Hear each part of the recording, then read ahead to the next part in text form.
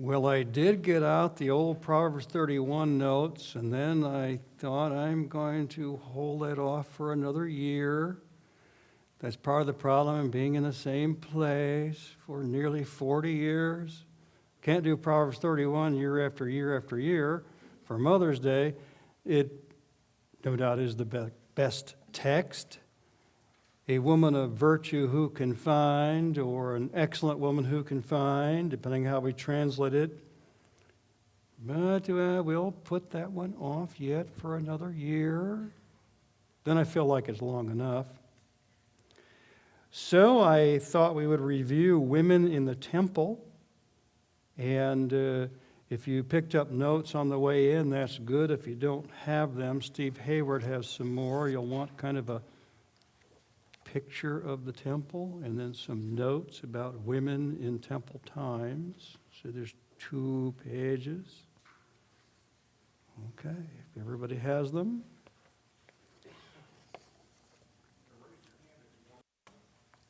Here he comes. While they're getting passed out, we will review about the temple in general before we get to women in the temple. These notes, again, are from the German Messianic Jew. Bible studies can be done in any nationality, and of course the Old Testament's in Hebrew, and so any nationality can learn Hebrew in seminary and get very good at Old Testament. The Talmud, Jewish customs, non-biblical, was written in Hebrew, but all the commentaries on it are in German. One wonders what happened to one of the main commentators, written in 1924. I wonder if Hitler got him. I could look that up sometime, maybe. But in studying what went on in the temple, it's very, very good to look at Christians who are Jewish, who can read all these German commentaries. So that's kind of what we're following. We're going to look at the Bible's practices, and then we'll look at what did the Talmud say, mostly about what did the Talmud say that the ladies would do in the times of the temple and the times of worship. Before that, let's just talk about everybody, men and women in temple times. Of course, the priests were all men, and the temple was divided on the inside. Once you get through the gate of the temple on the inside, there is the furthest one in is the Holy of Holies, and then the next one in is the Holy Place. Relative to the Holy of Holies, it was hidden by a veil or tapestry. And in the Holy of Holies, where the ark was or had been, only the high priest would go in there, and only once a year could he go in there, the Day of Atonement, Yom Kippur. Deep in there was the golden-covered ark with cherubim. And from Moses' day, there was some manna inside of it and the books of the law inside of it. And only the high priest could go in there, and only once a year.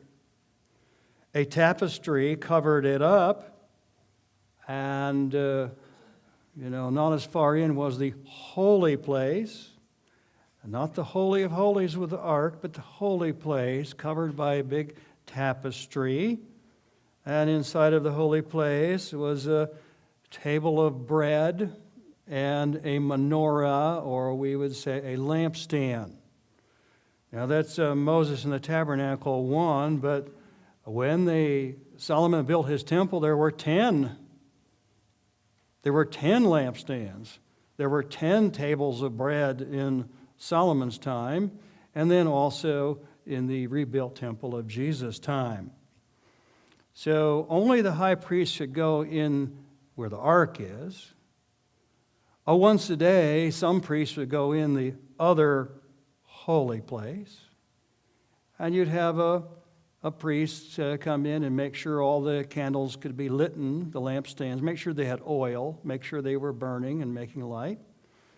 Once a week, you would have I would think it'd be a team of priests. They'd come in, they'd take the old bread out. They were tables, they weren't real big, but they'd take the old bread out and put the new bread in. So only the high priest once a year, where the ark is. The holy place, every day somebody went in there to make sure the lights were lit and make sure once a week that they had fresh bread.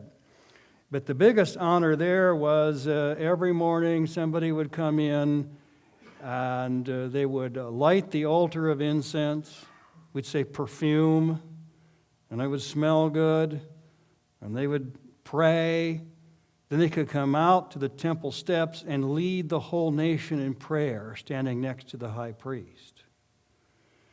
So every day, an ordinary priest would be chosen by lots. These were what we would call dice. They were maybe little wood blocks or little stones. And John the Baptist's dad, Zacharias, he got chosen once. That was once in a lifetime. Otherwise, they'd take your name off the stones and you didn't get picked again. And they would go in before the big tapestry. Can't see the ark, it's back here. But they would light the altar of incense. They would pray. Then they would come out and lead the nation in prayer. These are all priests. There were about, we think, 3,000 priests who lived in Jerusalem year-round. And then there were 24 divisions that lived in all the little towns, all outside. And they would come once every 6 months. Their area, their course, the Bible calls them, their division got to come. 1 week every 6 months. That would be 2 weeks a year. And again, that makes 48. What about the other 4? Well, everybody was supposed to come, those other 4. So all men, all priests, I think I'll get away with it. The Hebrew word for priest is Cohen. So if you know of anybody in the news, their last name is Cohen, that comes from a priestly family, and isn't that weird? Anyway, the Greek word for non-priestly family is laos. We get laity from it. And we'll start to talk about the non-priests. Among the non-priests, they didn't descend from Aaron. The men and the women did different things, but I was surprised in looking at these books, maybe 10 years ago, one of them 30 years ago, but reviewing it 10 years ago, I was surprised that the men and the women that were not priests, they ended up being just about as close to the holy place. They would go in different directions, but they ended up really being able to see about the same. So we see in Jesus interest in women. Let me review that. When he would talk, he very often had part of his sermon for men and part of his sermon for women. Yeah, I am going to argue he's like the Old Testament, but not like the rabbis of his time. The rabbis of his time were a lot more hostile to women. The Old Testament was different, and I would say Jesus was different. Jesus' teaching was balanced. In Matthew 12:50, whoever does the will of my Father, he is my brother and my sister. Jesus put in both of them. In Luke 15, he gave one parable, go find the lost sheep. And then he gave the other parable, the lady sweeps the house.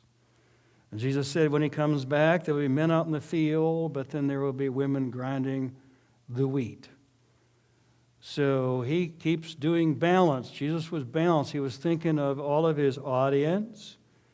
And I would say that even though men have authority in the home, and in the Bible, men were priests, and in the Bible, men are pastors and elders, but in terms of closeness to God and personal value, they are the same.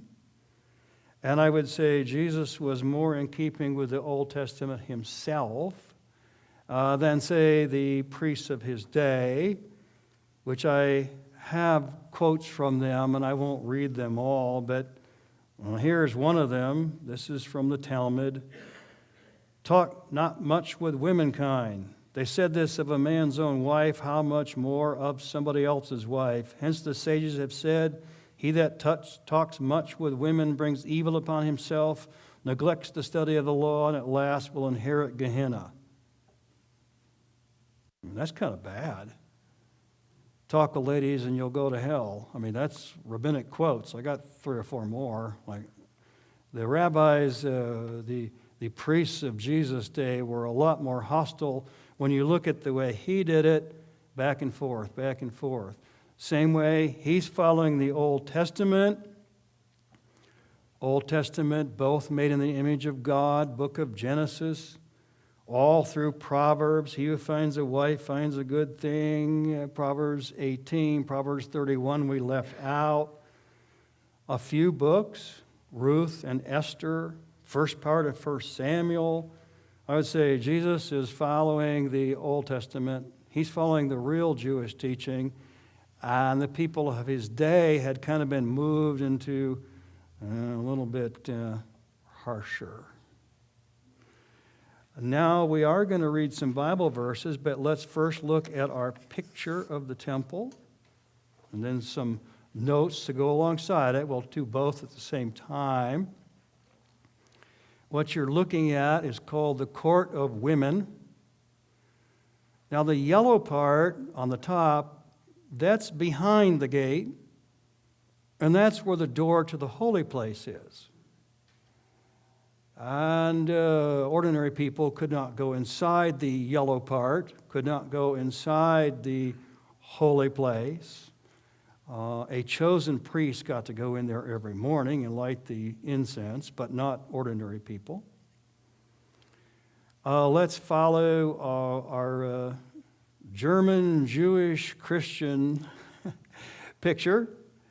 And by the way, it's kind of funny. Read this German, Jewish, Christian book, and the theology is the same as this church. It's exactly the same.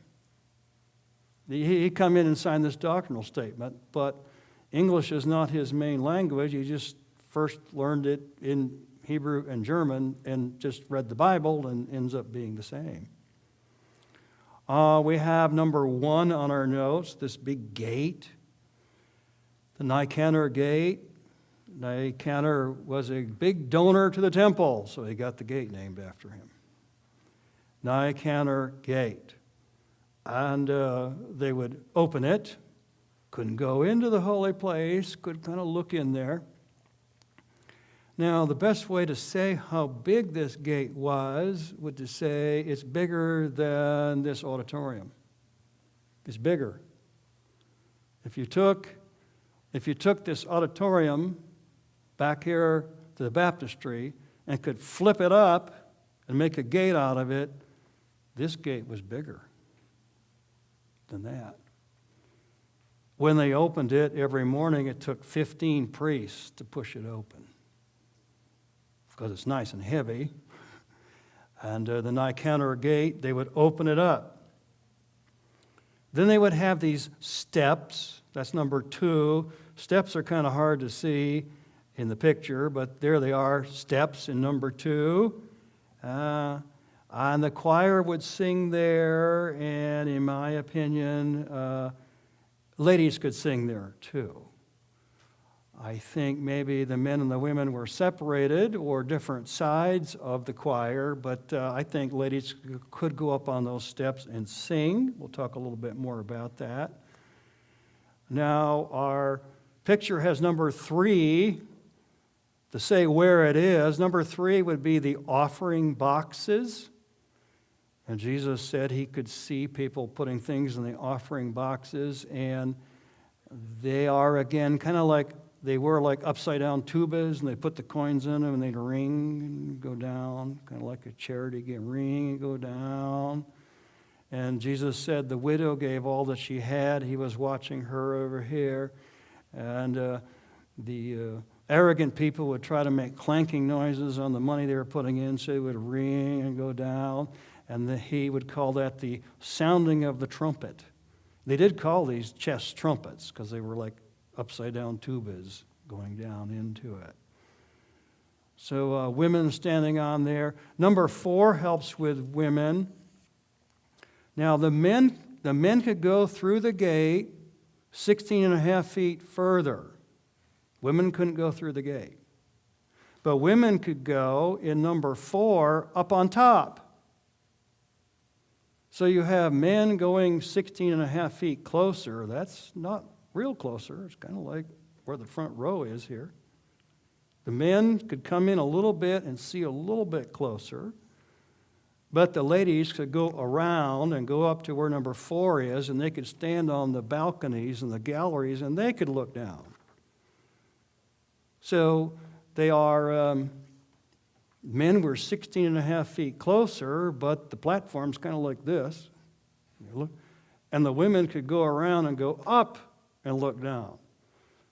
So which is a better view? The men are a little closer and lower, and the women are 16 and a half feet back, but they are way up high.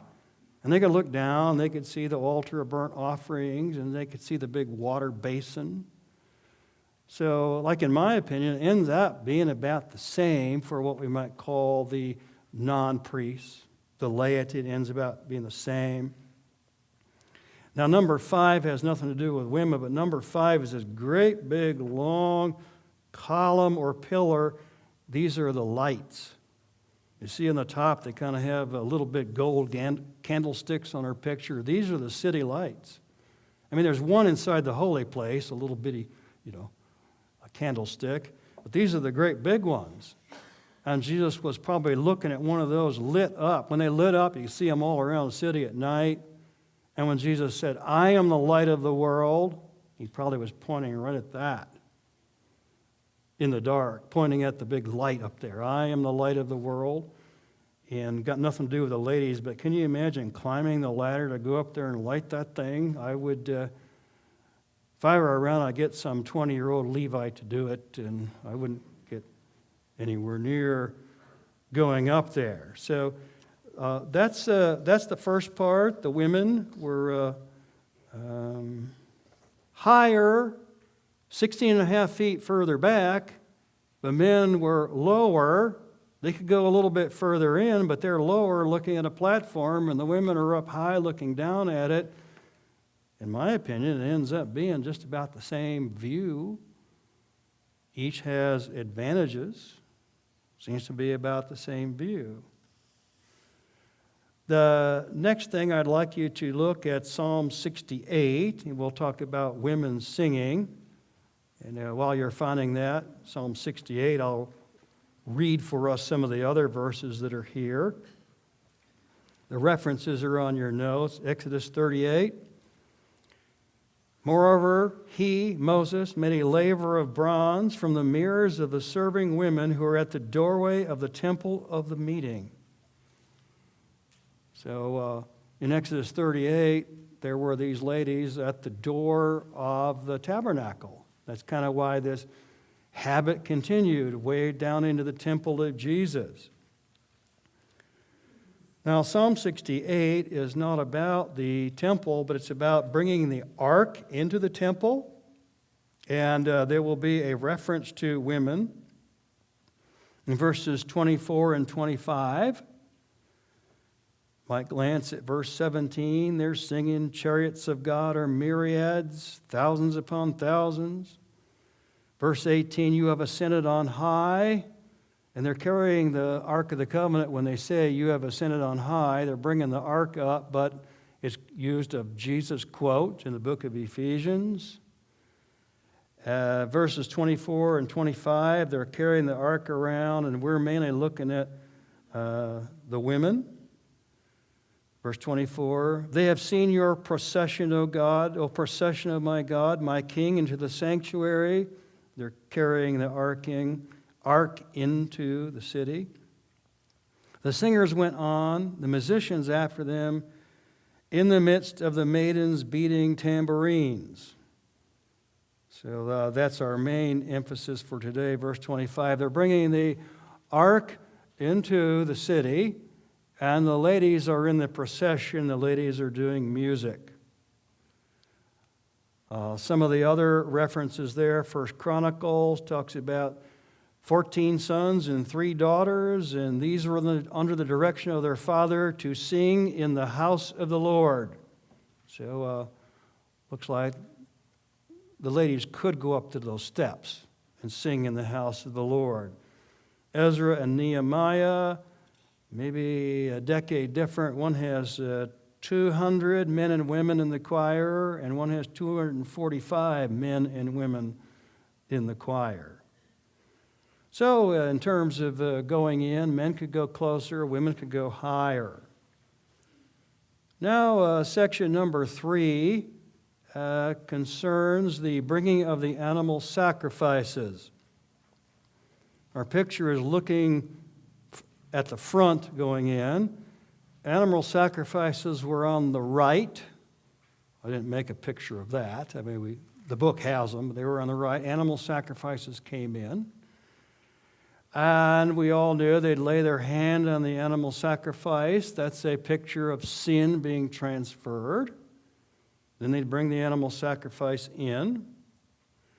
Was it always men who would bring the animal sacrifice in? They're kind of getting to the temple platform. Was it always men? Or could ladies bring the animal sacrifice in and lay their hands on it? Leviticus 4:27, if anyone of the common people sins, bring an offering. So you'd say that. It does talk about men following, but you don't know whether it means any of the people, because sometimes men means human. But I will say that the Talmudic experts do think that the ladies could bring sacrifices also. I think Leviticus might allow that. I wouldn't say Leviticus would rule it out, but our Talmudic scholars that can read all the commentaries in German say ladies could bring in sacrifices on the side, so that when they would bring in an animal and lay hands on it, it could be men, but it could also be ladies. That's what the Talmudic scholars think. And I would think the Bible allows that. So our picture was going in from the front, and ladies on the choir steps. When they did divide, husbands and wives could go in together to listen to the music. When they did divide, the men would go through the door, and the women would go around and go up in the gallery. And the closer they get, they did have to separate. Men closer, women higher. Then maybe off to the right, women could bring animal sacrifices. The closest they could get was at the time of a baby dedication. So we're at number 4 in our notes, and I would like us to read kind of like the end of the Christmas story in Luke chapter 2. Can you come to Luke chapter 2, please?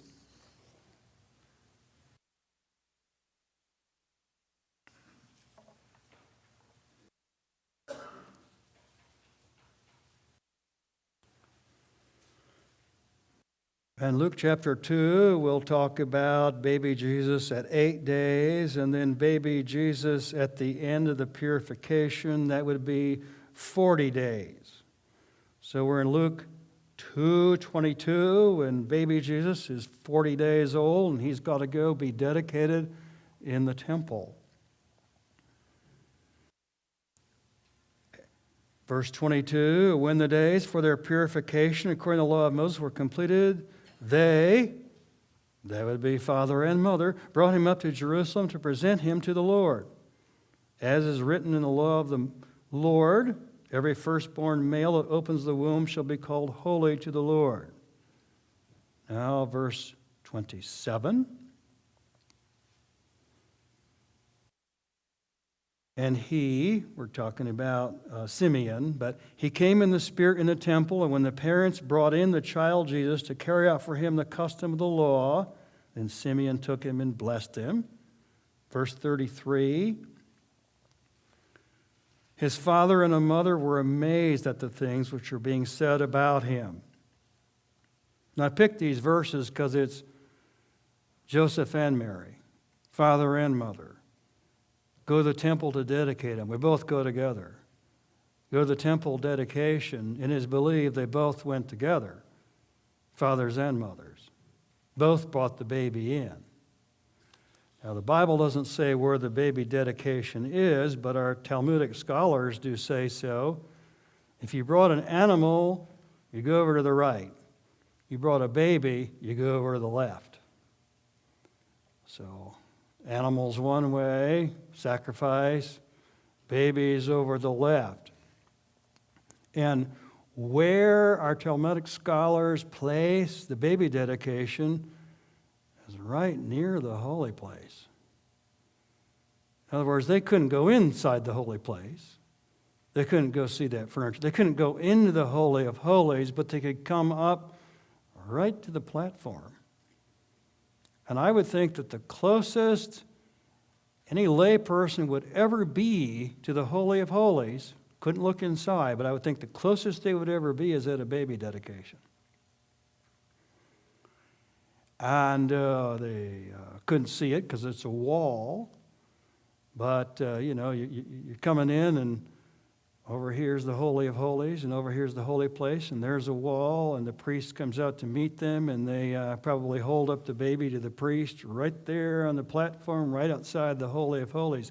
So the closest any dad or mom would ever get to the holy place is at the time of baby dedication.